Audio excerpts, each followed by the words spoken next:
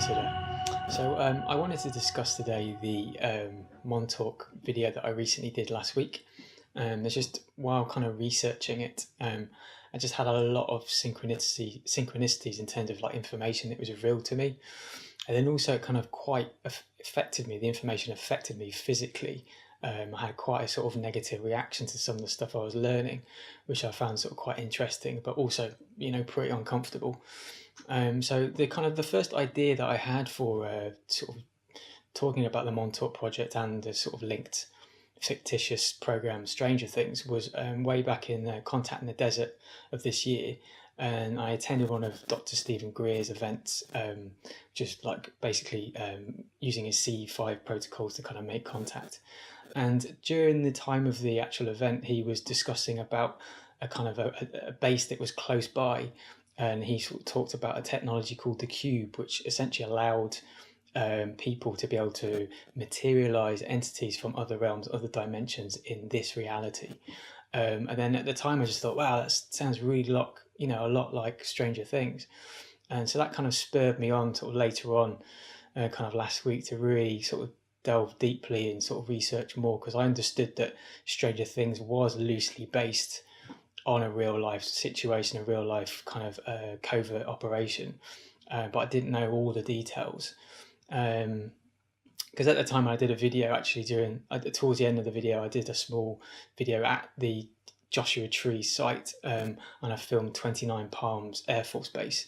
And at the time, I was kind of leaving Joshua Tree and I was driving to find a coffee, and I saw there's a Starbucks on my satellite navigation, so I kind of was following the direction to that Starbucks, and then I suddenly came across like a military checkpoint, and then I didn't really have a lot of experience with America, so I assumed maybe, this is a kind of a usual thing. And the guy there, the soldier, said, this is a military base, you're not allowed to come on the base unless you have identification or you're visiting someone. And so I thought, obviously I'm not either, but he was very kind and allowed me to sort of do a U-turn and sort of leave the checkpoint and go the other way. And I didn't quite realise that some of these bases are kind of small little towns, so they have a Starbucks and they have a motel, etc.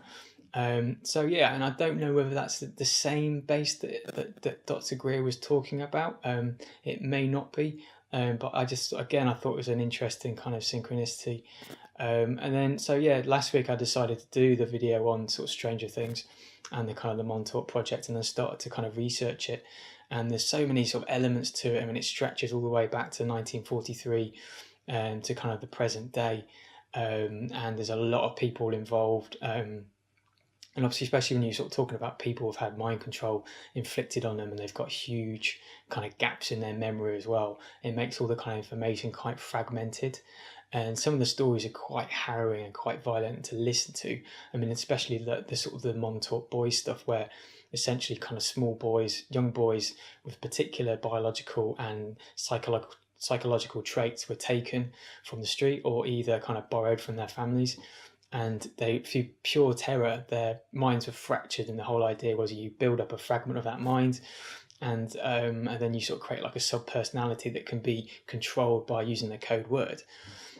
So some of the details to do that were quite horrible and involved a lot of weird sort of Nazi type experiments as well, involving kind of astral realms. So it was quite heavy information to learn about, and it didn't, at the time, it just started to make me feel quite miserable. And also it was something more than that, it was like a real heavy weight to do with this information. And it was on kind of Friday night they really started to write it, and then some friends of mine invited me to go out that Friday, and at the time I thought, maybe I shouldn't, because I feel pretty shitty really. But I went along. It was probably a bad idea because I just wasn't in the frame of mind.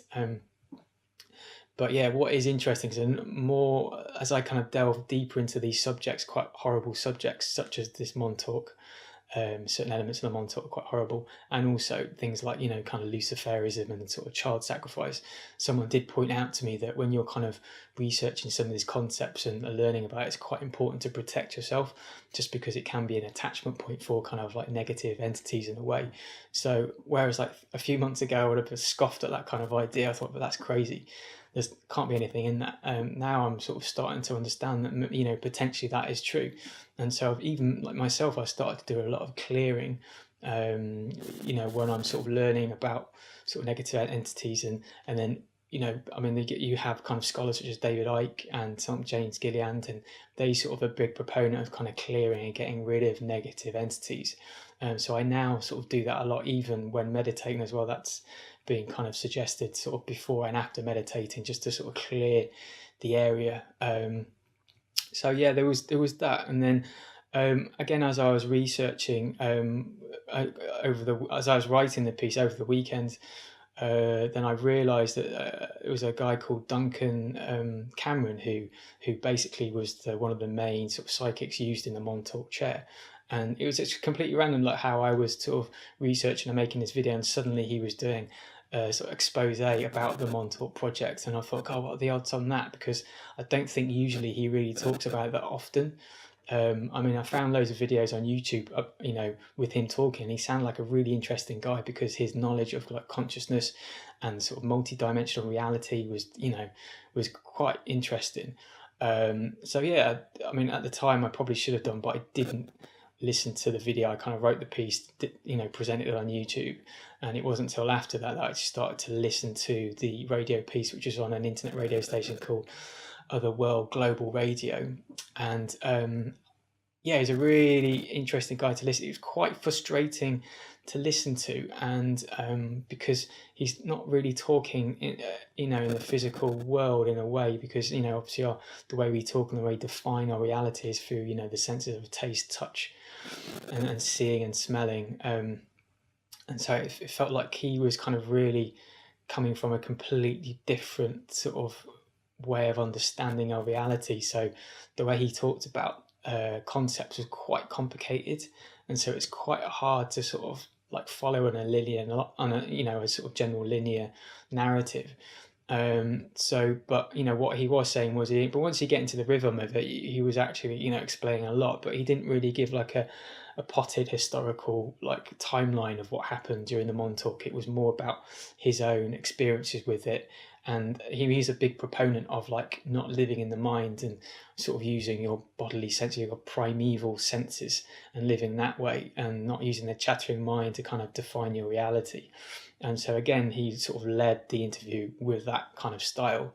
And again, it was initially frustrating, but then it starts to kind of make sense, because some of the concepts he's talking about to do with consciousness are, you know, really complicated. But some interesting other information they sort of talked about on the radio show was about how the funding is quite bizarre, in the fact that, you know, the project started from Nazi captured gold, and then basically, once that money kind of ran out, then a family called the Krupp family, who were munition factory owners during World War One and World War Two, they carried on funding it. And although the project was kind of based in the US, it doesn't really seem to adhere to any kind of like national boundaries.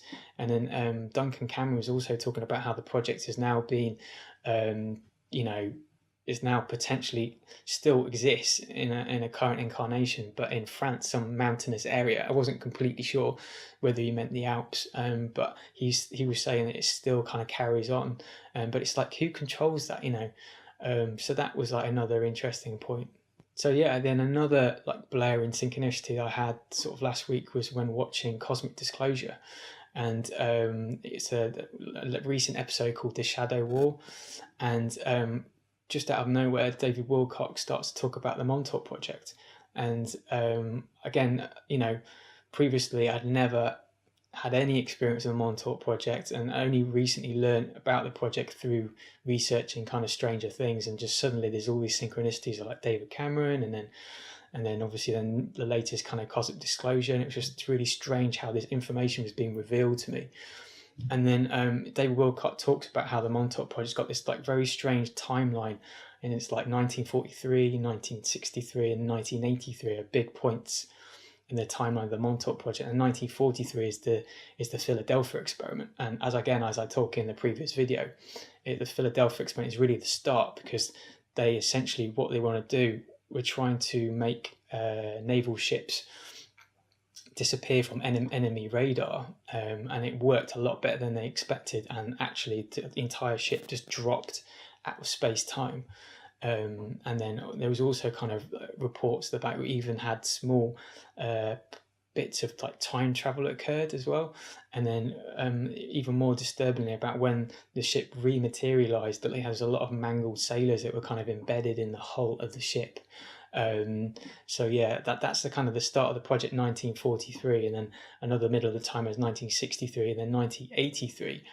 Apparently there's like there was a big time anomaly, like an overlap, and according to David Wilcock and some of his insiders, when that happens, it creates like a time rift, and then in that rift a lot of negative entities are then able to sort of seep into this realm.